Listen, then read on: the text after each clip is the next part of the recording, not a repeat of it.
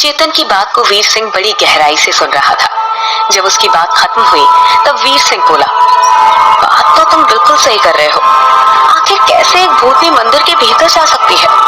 लगता है कुछ तो बहुत गहरा राज है।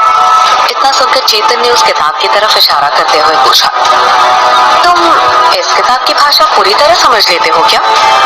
वीर सिंह ने शर्मिंदगी भरी मुस्कान के साथ कहा, नहीं, अभी नहीं समझ पाते।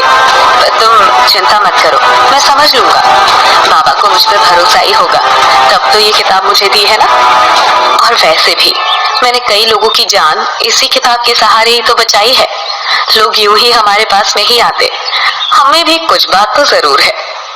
वीर सिंह ने स्वयं की प्रशंसा करते हुए साफ साफ चेतन से झूठ कहा था। उसने भले ही लोगों की जान बचाई हो, लेकिन इस किताब ने उसकी कोई मदद नहीं की थी, क्योंकि वो आज तक उस किताब को समझ ही नहीं पाया था। चेतन ने किताब को अपने हाथों में उठाया और उसे गौर से देखने लगा। किताब पर एक लाल रंग की मोटी जिल्द लगी थी और बड़े बड़े अक्षरों में लिखा था, चित्रलेखा। किताब के नाम के आसपास कई सारे चित्र बने हुए थे, जिसमें एक औरत की कई नृत्य की मुद्राएं बनी हुई थी और एक कोने में लेखक का नाम लिखा था, अरुणोदय सिंह। चेतन को किताब देखते हुए देख वीर सिंह ने कहा, अरुणोदय सिंह मेरे परदादा थे। दरअसल ये किताब मुझे मेरे पिताजी ने दी थी और उन्हें उनके पिताजी मतलब मेरे दादाजी ने दी। इसी तरह दादाजी को उनके पिताजी ने दी थी। इस तरह ये किताब हमारे लिए एक तरह से पुश्तैनी संपत्ति है। मुझे तो ऐसा लगता है हो ना हो चित्रलेखा न सिर्फ इस किताब का बल्कि उस खूनी वधू का भी असली नाम रहा होगा और मेरे पर दादा ने उसी के नाम पर ये किताब लिखी होगी। वीर सिंह थोड़ी देर के लिए रुका और फिर बोला, जैसा मैंने पहले भी कहा था कि मेरे पिताजी ने बताया था कि इस किताब में काल भैरव मंदिर और उस खूनी वधू के बारे में कई सारे राज छिपे हुए हैं। इस बारे में मैंने किसी को कुछ भी नहीं बताया है, क्योंकि मुझे पता है कि कोई भी मेरी इस बात और इस किताब पर यकीन नहीं करेगा। लेकिन तुमसे मिलने के बाद और जो कुछ भी तुमने मुझे बताया है, ऐसा लगने लगा है कि इस किताब का कोई ना कोई राज तो जरूर है जो शायद अब हम समझ पाए। दिक्कत ये है कि जब हमारे पूर्वज ने ये किताब लिखी थी तो वो नहीं चाहते थे कि इसे हर कोई समझ सके, इसलिए इन निशानों, चिन्हों और अजीब सी भाषा में उन्होंने अनेकों राज दबा दिए। इन्हें वही समझ सकेगा जो बड़ा ही ज्ञानी होगा या जिसके भाग्य में इसे समझना लिखा होगा। चेतन ने वीर सिंह की इस बात पर सहमति दिखाते हुए कहा, हाँ, अगर ऐसा है तो तुम सही भी हो सकते हो। चेतन की बात पर वीर सिंह टेबल पर हाथ पटकते हुए बोला, हो सकता है का क्या मतलब है? हम सही है। चित्रलेखा ही नाम है उस चुड़ैल का। देखो, ऐसा है कि हमारे बाबा भी जितना जान पाए हमें बता गए, बाकी की जिम्मेदारी हमें दे गए। बहुत कुछ तो हम समझ चुके हैं, तुम देखना हम भी ज्ञानी हैं, जल्दी से जल्दी सारी किताब का अर्थ जान लेंगे। चेतन ने हंसते हुए कहा, हाँ भाई हाँ, तुम ठहरे ज्ञानी आदमी। तभी माही ने वीर सिंह को आवाज लगाई, वीर दादा जरा बाहर आइए, कुछ बात करनी है आपसे। माही की आवाज सुनकर चेतन भी एकाएक पीछे मुड़ा।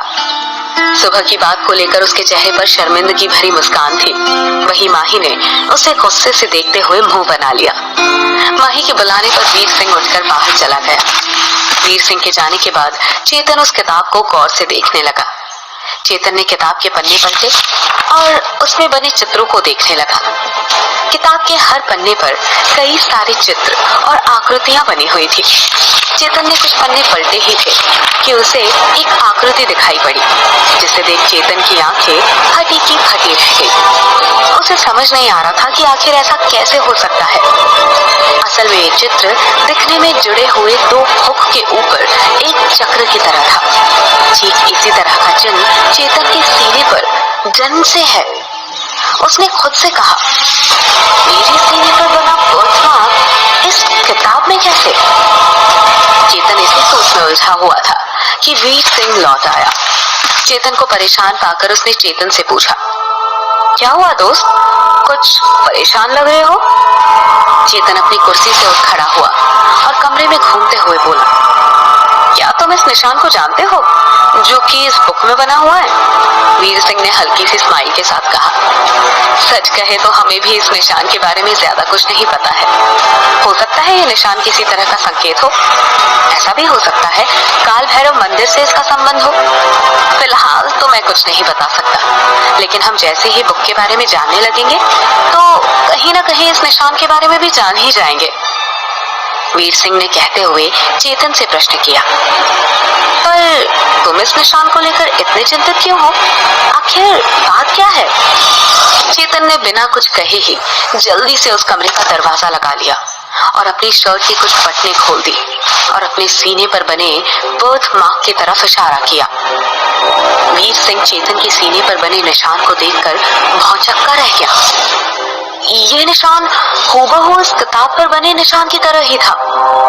वीर सिंह आश्चर्य से बोला, ये कैसे मुमकिन है भाई? ये तो बिल्कुल फिल्मी बात हो गई। ऐसे कैसे इस किताब पर बनी आकृति तुम्हारे शरीर पर हो सकती है? बिल्कुल सेम टू सेम है ये तो। कुछ तो झोल है भाई, हो ना हो इसके पीछे कोई बड़ी वजह है। मैं तो पहले अंदाजा लगा रहा था, लेकिन सच में तुम्हारा कोई ना कोई संबंध तो है इन सबसे। चेतन शर्ट के बटन बंद करते हुए बोला, पर ये निशान तो मेरे चेस्ट पर मेरे जन्म से ही है, तो क्या ये सिर्फ एक इत्तेफाक नहीं हो सकता? उसकी आवाज में असहमति का स्वर था। वीर सिंह चेतन की इस बात पर थोड़ा तेज आवाज में बोला, इत्तेफाक? ये इत्तेफाक नहीं हो सकता। तुम्हारा इस गांव में अचानक आ जाना, मंदिर में रात में जाकर भी जिंदा लौट आना, दो बार खूनी वधू का सामना करके भी जिंदा लौट आना, ये सब इत्तेफाक नहीं हो सकता। इतना सुनते ही चेतन एक बेहद गंभीर स्वर में बोला, अगर ये सब इत्तेफाक नहीं है तो फिर जल्द से जल्द इस निशान और इस किताब को समझना बहुत जरूरी है। वीर सिंह चेतन की बात को ध्यान से सुन रहा था। तभी उसे कुछ याद आया और वो अचानक किताब के पन्ने तेजी से पलटने लगा। उसे हड़बड़ाहट के साथ पन्ने पलटते देख चेतन ने पूछा, क्या हुआ? क्या ढूंढ रहे हो? तभी वीर सिंह बोला, हो ना हो मैंने ठीक यही निशान इसमें कहीं और भी देखा है। कुछ पन्ने पलटने के बाद वीर सिंह रुक गया और एक पन्ने पर जोर से हाथ पटक कर बोला, हाँ देखा, मैं गलत नहीं हो सकता, ये देखो। कहते हुए उसने किताब चेतन की ओर घुमा दी। चेतन बेहद गंभीरता से उस चित्र को देख रहा था। उसमें किसी पुरुष की पीठ के दाहिने हिस्से पर भी ठीक वही निशान बना था जो कि चेतन के सीने पर दाहिनी ओर था। इस चित्र को देखकर चेतन के चेहरे पर एक तरह की परेशानी के साथ एक दृढ़ संकल्प के भाव उभर आए। चेतन किताब को बंद करते हुए बोला, अब मेरे लिए इस निशान के रहस्य को जानना बहुत जरूरी है कि आखिर क्यों ये निशान मेरे शरीर पर है, लेकिन समझ नहीं आ रहा कि मैं शुरू कहां से करूं। तभी वीर सिंह बोला, तुम परेशान ना हो, मुझे पता है कि हमारी मदद कौन कर सकता है। अपने ही गांव में एक आदमी है, रघु भैया, वो बता सकते हैं कि इस किताब को पढ़ने में हमारी मदद कौन कर सकता है। तो मैं उनसे मिलकर आता हूँ, तब तक तुम यहीं रुको, आराम करो, थोड़ा चाय पानी पियो। हम आते हैं तो देखते हैं कि आगे क्या करना है। चेतन ने वीर सिंह की बात से सहमति जाहिर की। वीर सिंह अपनी साइकिल उठाकर रघु भैया से मिलने निकल गया। वीर सिंह के जाने के बाद चेतन ने किताब को देखना शुरू किया, लेकिन काफी देर तक दिमाग लगाने के बाद भी उसे कुछ समझ में नहीं आ रहा था। तभी कमरे में माही दाखिल हुई। दरअसल वो चेतन के लिए चाय ले आई थी। चेतन का ध्यान अब भी किताब में ही था। जैसे उसने चाय का कप आगे बढ़ाया, चेतन का हाथ माही के हाथ को छू गया। इस बात पर माही चेतन पर बरस पड़ी और बोली, तुम ना बड़े ही घटिया आदमी हो। मैं जानती हूँ तुम्हारे इरादे क्या है। पहले मेरे बाथरूम में घुस आए और यहाँ वहाँ देख रहे थे, और अब तुम यहाँ वहाँ छू कर मौके का फायदा उठाना चाहते हो। अभी रुको, जैसे ही वीर दादा आएंगे ना, उन्हें बताऊंगी तुम्हारी हरकत, फिर देखना कैसे तुम्हारी चटनी बनाते हैं वो। इतना सुनते ही चेतन घबरा गया और बोला, सॉरी, सच में मेरा कोई गलत इंटेंशन नहीं था। न सुबह बाथरूम वाली हरकत में, न अभी। दोनों ही बार मेरा ध्यान कहीं और था। सच में मैंने तुम्हें सुबह भी सॉरी कहा था। वीर सिंह को कुछ न कहना, वरना खामखा गलतफहमी बढ़ जाएगी और फिर इस अनजान गांव में मुझे कौन सहारा देगा। कहते हुए चेतन अपनी बेगुनाही साबित करने में लगा हुआ था। वही माही उसे डराकर मन ही मन खुश हो रही थी। वो कुछ कहती इसके पहले ही वीर सिंह लौट आया। सर्दी के चलते अपने दोनों हाथों को रगड़ते हुए वीर सिंह बोला, रघु भैया ने गांव से करीब 50 किलोमीटर दूर एक बंजर जमीन पर एक मंदिर का पता बताया है, जहां एक बाबा रहते हैं जो शायद मदद कर सकते हैं। लेकिन जहां तक मुझे पता है वो बाबा एक नंबर का पगलैट है। उसकी किसी भी बात पर भरोसा कर पाना मुश्किल बात है। और तो और वो किसी से भी ढंग से बात भी नहीं करता। जाने क्यों रघु भैया ने मुझे उसका नाम सुझा दिया, पर खैर देखते हैं, क्या पता कुछ पता चल जाए। इस वक्त हमें जहां से जितनी मदद मिले उतनी ही बहुत है। पर अभी तो अंधेरा होने वाला है, अभी निकलना खतरनाक हो सकता है। हमें सुबह तक का इंतजार करना चाहिए। जहां एक तरफ चेतन और वीर सिंह खूनी वधू और उस किताब की पहेली को हल करने के लिए रास्ता तलाश रहे थे, वहीं दूसरी ओर फूलपुर गांव में अंधेरा बढ़ने के साथ ही चारों तरफ गहरा सन्नाटा पसर चुका था। गांव में रघु भैया, जिनसे कुछ ही घंटों पहले वीर सिंह मिलकर लौटा था, वो रात्रि के भोजन के बाद सोने को बिस्तर लगा रहे थे। तभी उनके दरवाजे पर तेज तेज दस्तक हुई। तो इतनी तेज आवाज को अचानक से सुनकर रघु भैया डर गए। फिर भी उन्होंने डरते डरते दरवाजा खोला तो पाया एक खूबसूरत लड़की शादी के जोड़े में खड़ी तेज तेज हाँफ रही है, मानो कहीं से भागकर आ रही हो।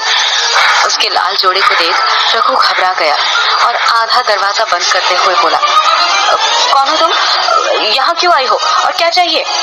लड़की हाँफते हुए बोली, सुनिए, मेरी मदद कीजिए, मैं पास के गांव से आई हूँ। आज मेरी शादी थी, पर कुछ लोग मुझे मंडप से उठाकर ले आए। बड़ी मुश्किल से उनसे पीछा छुड़ाकर भागी हूँ। कुछ वक्त अपने यहाँ ठहरा लीजिए, आपका एहसान हो जाएगा। रघु दरवाजा अटकाए हुए खड़ा रहा और बोला, आप कहीं और चले जाइए, मैं ऐसे ही किसी को अपने घर में ठहरा नहीं सकता। वैसे भी गांव में खूनी वधू का आतंक है, वो भी तुम्हारी तरह लाल जोड़े में घूमती है।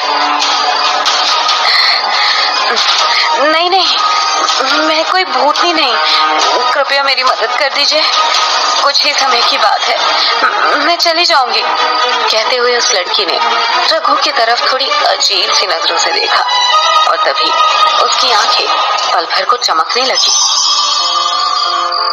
क्या ये लड़की वाकई में खूनी वधू है? अगर ये खूनी वधू है तो क्या होने वाला है रघु?